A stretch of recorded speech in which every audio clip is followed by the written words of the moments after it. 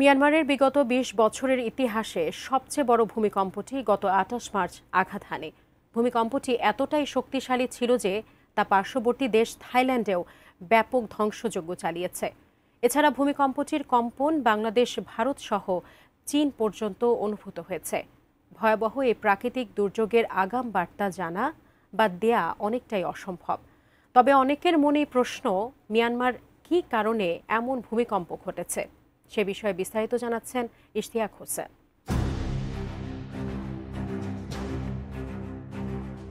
মিয়ানমারে ২৮ মার্চ ৭.৭ মাত্রার একটি শক্তিশালী ভূমিকম্প আঘাত হেনেছে, যা দেশের বিভিন্ন অংশে তীব্র ভূকম্পন সৃষ্টি করে। ফলে মিয়ানমারের প্রাচীন রাজধানী মান্দালয়ে সবচেয়ে বেশি ক্ষয়ক্ষতি হয়েছে, যেখানে শত শত ভবন ধ্বংস হয়েছে।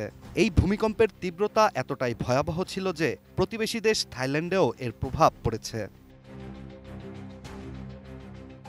প্রাথমিক তথ্য অনুযায়ী মিয়ানমারে এখন পর্যন্ত ১৫০০-এর বেশি মানুষের মৃত্যুর খবর পাওয়া গেছে, তবে মৃতের সংখ্যা আরও বাড়তে পারে। এছাড়া থাইল্যান্ডের রাজধানী ব্যাংককেও একটি ৩৩ তলা নির্মাণাধীন ভবন ধসে পড়েছে, যার ফলে বহু শ্রমিক ধ্বংসস্তূপের নিচে চাপা পড়েছে। বেশিরভাগ মানুষই ধারণা রাখেন যে ভূমিকম্প সাধারণত টেকটনিক প্লেটের মুভমেন্টের কারণে হয়ে থাকে। তবে অনেকেরই আবার প্রশ্ন, টেকটনিক প্লেট আসলে কি? মূলত টেকটনিক প্লেট হচ্ছে পৃথিবীর গর্ভে অবস্থিত গুরুত্বপূর্ণ একটি স্তর।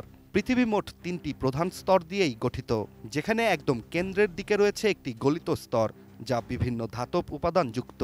এরপর রয়েছে একটি উত্তপ্ত কঠিন পাথরের স্তর, যাকে বলা হয় ম্যান্টেল। আর সবশেষ রয়েছে পৃথিবীর ক্রাস্ট, যা বিভিন্ন টেকটনিক প্লেটের দ্বারা তৈরি। আর অবাক করার বিষয়টি হচ্ছে, এই প্লেটগুলো ক্রমাগত স্থান পরিবর্তন করে থাকে। আন্তর্জাতিক গণমাধ্যম আল জাজিরার একটি প্রতিবেদন থেকে এবার জানা যায়, মিয়ানমারে আঘাত হানা ভয়াবহ ভূমিকম্পের কারণ মূলত ভারত ও ইউরেশিয়ান টেকটনিক প্লেটের সীমান্তবর্তী সেইগাং ত্রুটি মিয়ানমারে উদ্ভূত ভূমিকম্পের মূল কারণ, যা প্রায় ১২,০০০ কিলোমিটার এলাকা জুড়ে বিস্তৃত। আর এখানে অবস্থিত দুটি প্লেট একে অপরকে পাশাপাশি চাপ দেওয়ার কারণে এই ভূমিকম্পটি ঘটে। যুক্তরাষ্ট্রের ভূমিকম্প জরিপ সংস্থার মতে, মিয়ানমারের ভূমিকম্পে স্ট্রাইক স্লিপ ফল্টিং নামে পরিচিত একটি প্রক্রিয়া কাজ করেছে, যার জন্যই মিয়ানমার সহ এর আশেপাশের দেশেও তীব্র কম্পন সৃষ্টি হয়। সঠিক প্যাড আর সঠিক তথ্য দিয়ে এসব সামলে নিব এক হয়ে। Monalisa sanitary napkin. বিশেষজ্ঞরা আরও জানিয়েছেন, এই ভূমিকম্পটির উৎপত্তিস্থল ছিল বেশ শ্যালো, অর্থাৎ মাটির মাত্র ১০ কিলোমিটার গভীরে এটি তৈরি হয়, যার ফলেই ভূমিকম্পের শক্তি মাটিতে খুব বেশি সঞ্চিত হয়নি এবং তাই মাটির উপরিভাগে এটি ব্যাপকভাবে ধ্বংসযজ্ঞ সৃষ্টি করেছে।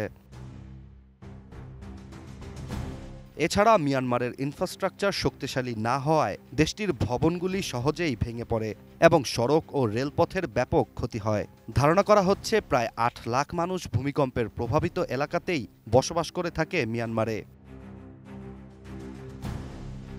ভয়াবহ এই বিপর্যয়ের পর বিভিন্ন পর্যবেক্ষকরা জানিয়েছেন, মিয়ানমারে আগামীতে উন্নত ভবন নির্মাণ এবং ভূমিকম্প প্রতিরোধ অবকাঠামো করতে হবে, যাতে ভবিষ্যতে এই ধরনের বিপর্যয়গুলোতে প্রাণহানি এবং ক্ষতির পরিমাণ কিছুটা কমানো যায়।